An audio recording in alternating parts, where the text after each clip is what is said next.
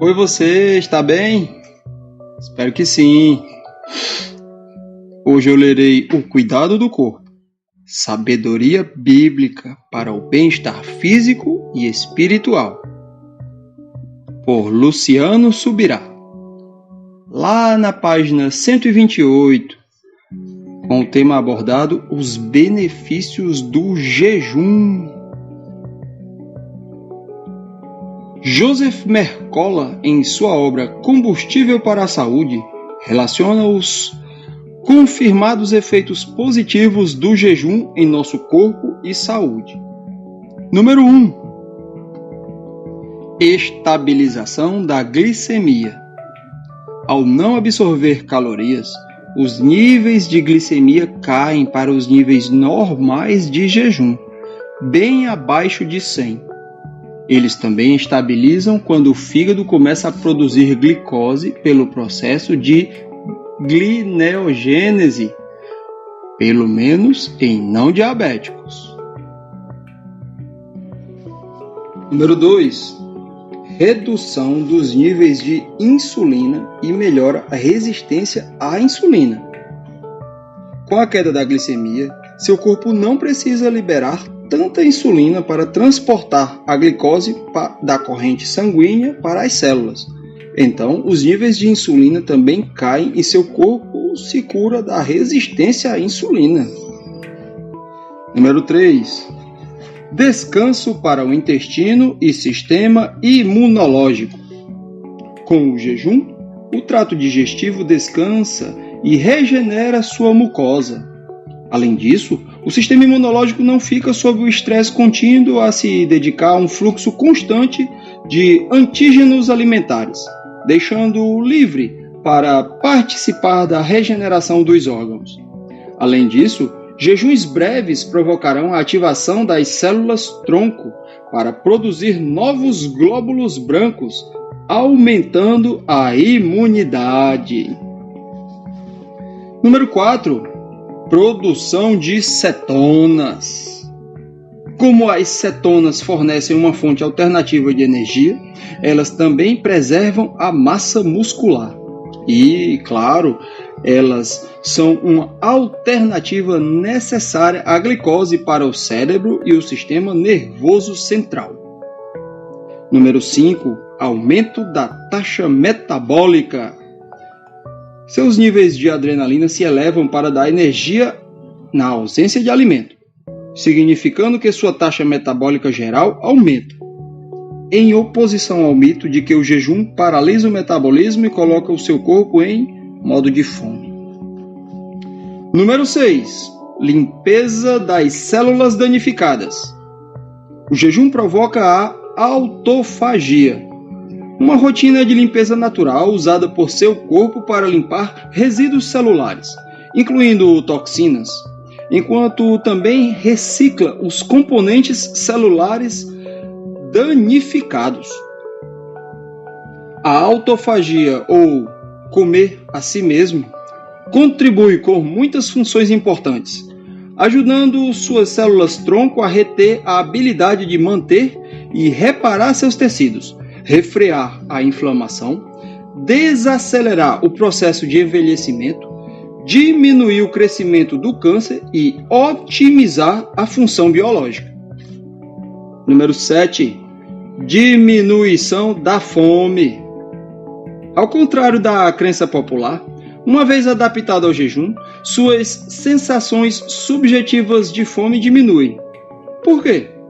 Em grande parte, porque o jejum baixa os níveis de insulina e leptina e melhora a sensibilidade aos receptores de insulina e leptina. Essas duas melhorias metabólicas ajudam a mobilizar a oxidação das reservas de gordura e outros grandes incentivos hormonais à obesidade e doença crônica. Número 8. Perda do excesso de gordura corporal. Nos meus 30 anos de clínica prática, eu percebi claramente que o jejum intermitente foi uma das formas mais eficazes e fáceis de se livrar do excesso de gordura corporal sem perder a massa magra. Quando você passa por um longo período sem comer, você consome menos calorias gerais, significando que a composição corporal é naturalmente regulada para proporções ideais. Número 9.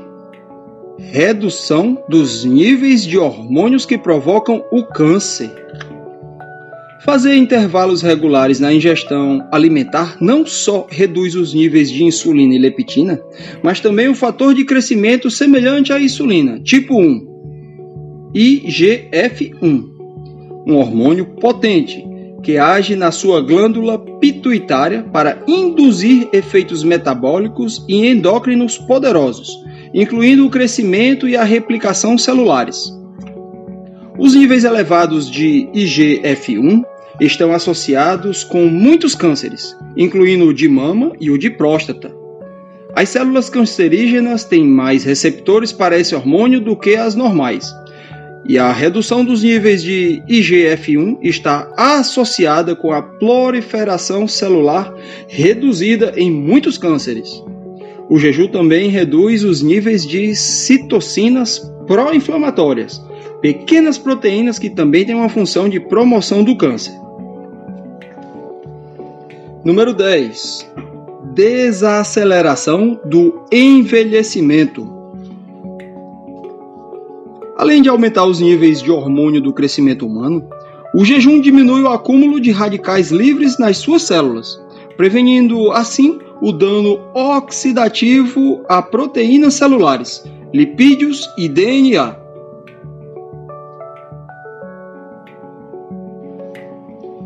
Inibir a mTOR é precisamente seu objetivo. Se sua intenção for regular para cima a manutenção e o reparo, aumentar a longevidade e reduzir seu risco de câncer. Isso significa que é uma boa ideia para quase todo mundo, exceto fisiculturistas e atletas competitivos. Número 11. Estimula a queima de gordura. Ao comer o dia todo, você nunca precisa recorrer às suas reservas de glicogênio, glicose armazenada. Quando você passa pelo menos 18 horas sem se alimentar, se você ainda não estiver queimando a gordura como principal combustível para o seu corpo, ou 13 horas se estiver, as reservas de glicogênio no seu fígado se esgotam radicalmente. Nesse ponto, o seu corpo é forçado a recorrer a uma reserva de gordura para ter energia. E aqui começa o estado da queima de gordura. Número 12. Proteção do funcionamento cerebral. O jejum também pode ter um impacto benéfico no seu funcionamento cerebral e pode até ser a chave para a preservação da doença de Alzheimer e outros transtornos mentais crônicos. E o Dr. Mercola ainda acrescenta: outro benefício desse jejum é que você conseguirá passar horas sem uma queda de energia, porque a gordura fornece uma fonte de combustível contínua, ao contrário da glicose, que provoca picos de glicose e insulina, pontadas de fome frequentes e queimas de energia. Contraindicações. Há contraindicações ao jejum? O Dr. Mercola, estudioso e entusiasta do jejum em seus diferentes formatos, incluindo o jejum intermitente, que inclui mais comumente intervalos diários de 12 a 18 horas sem comer, também apresenta algumas contraindicações do jejum que não podem ser ignoradas. Elas servem tanto para a prática do intermitente, como também de jejuns maiores. Embora eu creia que o jejum intermitente seja uma forma poderosa de melhorar a sua função fisiológica e até o seu nível mitocondrial, ele não serve para todos. Indivíduos que tomem medicação, especialmente os diabéticos, precisam de supervisão médica. Caso contrário, há um risco de hipoglicemia.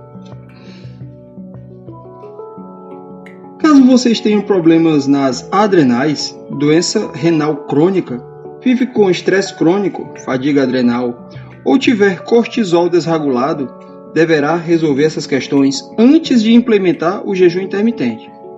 Além disso, não faça o jejum caso tenha uma doença chamada porfíria. Caso seu objetivo seja desenvolver músculos ou praticar esportes competitivos, como corridas de curta distância, que demandam glicose para as fibras musculares de contração rápida, o jejum intermitente pode não ser a melhor estratégia. Mulheres grávidas e no período de amamentação não devem praticar o jejum intermitente, pois o bebê precisa de uma maior variedade de nutrientes antes e após o nascimento. E não há pesquisas corroborando a segurança do jejum durante esse importante período. Crianças abaixo de 18 meses também não devem fazer o jejum por períodos longos. Pessoas de qualquer idade que estiverem preocupadas com a subnutrição ou estiverem abaixo do peso, com um índice de massa corporal, ou IMC, abaixo de 18,5, ou tiverem um distúrbio alimentar, como anorexia nervosa, devem evitar o jejum.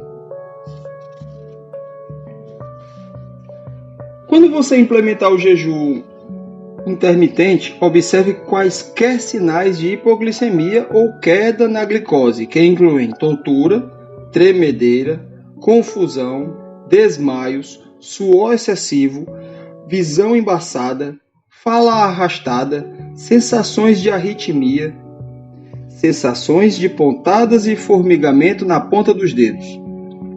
Caso você suspeite de uma queda no açúcar, coma algo que não tenha impacto nos seus níveis de glicemia, como óleo de coco no café da manhã ou no chá. Como jejuar? A grande liberdade pessoal para que cada um pratique o jejum como bem entender. A instrução bíblica se limita ao fato de que podemos praticá-lo, ou seja, ela é colocada em que e não como ou quando. Muitos me perguntam sobre as regras do jejum. Paulo afirmou: o atleta não é coroado se não competir segundo as regras. Diferentemente do esporte, porém, o jejum não vem com um manual de regras. Gosto de brincar que a regra é que não há regras. O que temos nas Escrituras Sagradas são princípios e orientações que nos ajudam mais em relação ao porquê fazemos, motivações e propósitos, do que ao como fazemos. Alguém pode jejuar um dia por semana, por um mês ou com qualquer outra periodicidade. Pode escolher o tipo de jejum e qual será a sua duração. Não há, portanto, regras pré-definidas. Cada um gerencia como melhor entender ou conforme a direção que receber do Espírito Santo. Tipos de jejum. Os diferentes tipos de jejum que encontramos na Bíblia são: número 1. Parcial. O jejum parcial é a abstinência de determinados tipos de alimentos, porém não de todos. Admite a ingestão de líquidos, e não só água, além de alimentos de que o jejuador não tenha se proposto privar-se. O exemplo mais claro desse tipo de jejum foi feito por Daniel, o que tem levado muitos a usar as expressões jejum de Daniel e jejum segundo Daniel, como referência ao jejum parcial. Naqueles dias, eu, Daniel, fiquei de luto por 3 semanas. Não comi nada que fosse saboroso, não provei carne nem vinho, e não me ungi com óleo algum, até que passaram as 3 semanas. Obviamente, Daniel não estava fazendo uma dieta. Sim, às vezes percebo alguns banalizarem dessa forma o jejum do profeta. Jejuns são feitos com propósitos espirituais, inclusive os parciais. Um anjo de Deus falou com Daniel ao final daquele jejum e disse que o profeta dispôs o coração a compreender e a se humilhar na presença do seu Deus. Uma clara provação do alto. que Daniel tinha o hábito de jejuar, ficar atestado no capítulo anterior. Voltei o rosto ao Senhor Deus para buscar com coração e súplicas, com jejum, vestido de pano de saco e sentado na cinza. De fato, é que Daniel fazia jejuns. E ao que tudo indica, não apenas na modalidade parcial, apesar de ser um ícone dessa forma específica de jejuar. João Batista, por exemplo, alimentava-se de gafanhotos e mel silvestre. Número 2. Normal. A palavra de Deus, ao falar de jejum de Jesus, revela que ele nada comeu naqueles dias, ao final dos quais teve fome. Observe as expressões nada comeu e teve fome. Diferentemente dos relatos bíblicos de jejum absoluto, não há menção de que Cristo não bebeu, tampouco de que ele teve sede. Número 3. Total ou absoluto. O jejum total, ou absoluto, como alguns preferem denominar, caracteriza-se pela abstinência completa, ou seja, não se trata apenas da abstinência de alimentos, mas também de água. É um dos mais austeros tipos de jejum. No Antigo Testamento, houve um jejum total, de 3 dias, requisitado por Esther. Nos mesmos termos, vemos o decreto do rei em Nínive. Já no Novo Testamento, constatamos que o jejum de Paulo, em sua conversão, também foi absoluto. Esteve 3 dias sem ver, durante os quais nada comeu, nem bebeu. Ainda temos o exemplo de um profeta, enviado por Deus a Betel. Assim me ordenou o Senhor Deus pela sua palavra, dizendo: não coma nem beba nada naquele lugar. Não costumamos encontrar, nem nos relatos bíblicos, nem entre os que praticam jejum total, períodos maiores do que 3 dias. O corpo humano, composto em grande parte de água, necessita dela para a sobrevivência. Por isso, uma desidratação intensa e prolongada pode gerar sérios danos físicos. Há, no entanto, exceções tanto bíblicas quanto históricas que enquadram como jejum sobrenatural. Entre elas, o episódio de Moisés jejuando por 40 dias sem comer nem beber. Não se pode ignorar que ele o fez imerso na nuvem da glória de Deus e que esse jejum tem decididamente o rótulo de sobrenatural. A maneira de distinguir na Bíblia se o jejum é total, sem água ou normal, com água, é observando a própria descrição. Quando, de fato, não houver ingestão de água, os escritos mencionam tal nível de abstinência. Veja os exemplos de Esdras. Esdras se retirou de onde estava, diante da casa de Deus, e foi para a câmara de Joanã, filho de Eliasibe. Ao entrar ali, não comeu pão, nem bebeu água, porque pranteava por causa da infidelidade dos que tinham voltado do exílio. Contudo, quando a Bíblia não detalha essa especificidade, é porque houve ingestão de água. Em resumo, o jejum normal é a abstinência de todo tipo de alimento, contudo, sem privação de água, diferenciando-se assim do jejum total. De todos os tipos de jejum, o parcial é o que possibilita a maior diversidade.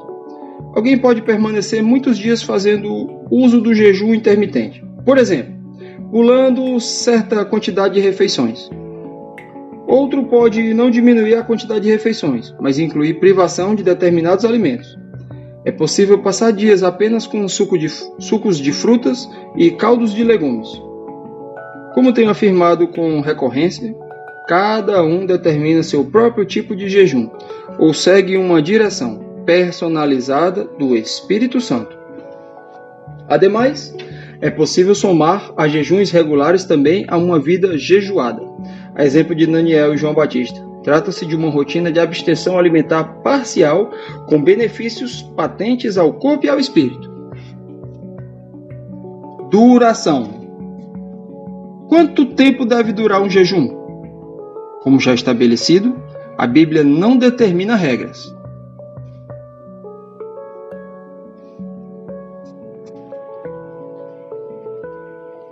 Cada um é livre para escolher quando, como e quanto jejuar.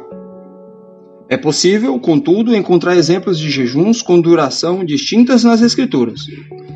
Eles não necessariamente determinam a duração de nosso jejum, mas ampliam nossa perspectiva, principalmente acerca da possibilidade de jejuar por períodos maiores. Os exemplos bíblicos acerca dos prazos de duração são: um período do dia.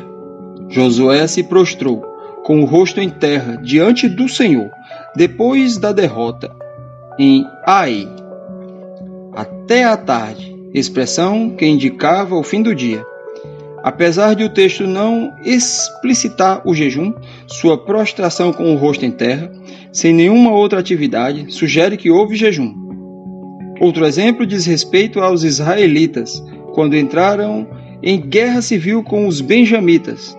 Então todos os filhos de Israel, todo o povo, foram a Betel, choraram, estiveram ali diante do Senhor e jejuaram aquele dia até a tarde. Um terceiro exemplo é Davi, lamentando a morte de Saul e Jonatas. Então Davi rasgou as suas próprias roupas, e todos os homens que estavam com ele fizeram o mesmo. Pranteando, choraram e jejuaram até a tarde por Saul, por Jonatas, seu filho, pelo povo do Senhor e pela casa de Israel, porque tinham caído à espada. Alguns especulam que a expressão até a tarde signifique o ciclo de um dia completo dos hebreus e não se trate de apenas uma parte do dia. Entretanto, tanto no caso de Josué como no de Davi, o jejum foi decidido de improviso, ao longo do dia, depois da notícia recebida. Isso implica um jejum inferior a 24 horas. Um dia. O jejum do dia da expiação, como já vimos, acontecia em um dia consagrado ao Senhor e era observado por 24 horas. 3 dias. Tanto o jejum de Esther como o de Paulo tiveram essa duração. 7 dias. Entre os exemplos de jejuns com uma semana de duração estão os moradores de Jabes de Gileade, por luto, por ocasião da morte de Saul, e o de Davi, quando intercedia pela criança gerada por Batseba. 14 dias. O jejum involuntário de Paulo e dos que com ele estavam no navio durou 2 semanas, em meio a uma grande tormenta. 21 dias. O jejum de Daniel, em favor de Jerusalém, durou 3 semanas inteiras. 40 dias. Exemplos de jejum por 40 dias, maior prazo encontrado na Bíblia, são o de Moisés e o do Senhor Jesus, no deserto. Quando menciono o jejum intermitente, um extraordinário recurso para o cuidado do corpo, alguns me perguntam em qual tipo ele se encaixa. A expressão intermitente significa intervalado ou interrompido e tem mais a ver com o quesito duração do que com o tipo de jejum. Trata-se de determinar uma janela diária de tempo para se alimentar e deixar de comer no restante do dia, a maior parte dele. Um exemplo disso que pratico frequentemente é comer apenas entre as 12 e 18 horas e jejuar depois da última refeição de um dia até a primeira do dia seguinte. Dessa forma, alimento-me apenas durante um período de 6 horas por dia e permaneço sem comer pelas outras 18 restantes. Preparação. A abstinência alimentar gera desconforto. Isso é fato. Não precisa, contudo, ser algo insuportável ou um processo compulsório de sofrimento que não possa ser amenizado. A maioria das pessoas reclama de dor de cabeça, irritação, além da falta de energia e disposição. Sintomas que são comuns em jejuns menores ou no início dos maiores. Evidentemente, o jejum é, em seu início, para a maioria das pessoas, uma experiência fisicamente desconfortável, o que destaca a importância de uma preparação. O preparo ideal depende do tipo de jejum. O jejum parcial, por exemplo, requer menos tempo de preparação que o normal e o total. No jejum parcial, o processo de desintoxicação será mais ameno porque a pessoa ainda come, apesar de diminuir a quantidade ou o tipo de alimento. No jejum normal e no total, contudo, a interrupção brusca da alimentação, a menos que se trate de alguém com alimentação altamente saudável, que não é o caso da maioria que consome produtos industrializados e processados, causará desconforto do primeiro ao terceiro dia. Essa é uma média genérica, podendo variar em certos casos. Para jejuns de 24 horas, a preparação não parece ser tão necessária quanto para os de 3 dias ou mais. Ainda assim, a decisão de remover de 3 a 7 dias antes do início do jejum alimentos com maior volume de toxinas, carne vermelha, café e determinados tipos de chá com alta quantidade de cafeína podem aliviar as dores de cabeça, embora nem todos reajam da mesma forma à substância de cafeína. A maioria parece incomodar-se com a interrupção do consumo. Não é o meu caso, por isso a preparação faz diferença. O consumo de frutas e alimentos com fibras também ajudará na limpeza do intestino nos dias de preparação, algo que se tem sido um ótimo auxiliar nesse processo preparatório.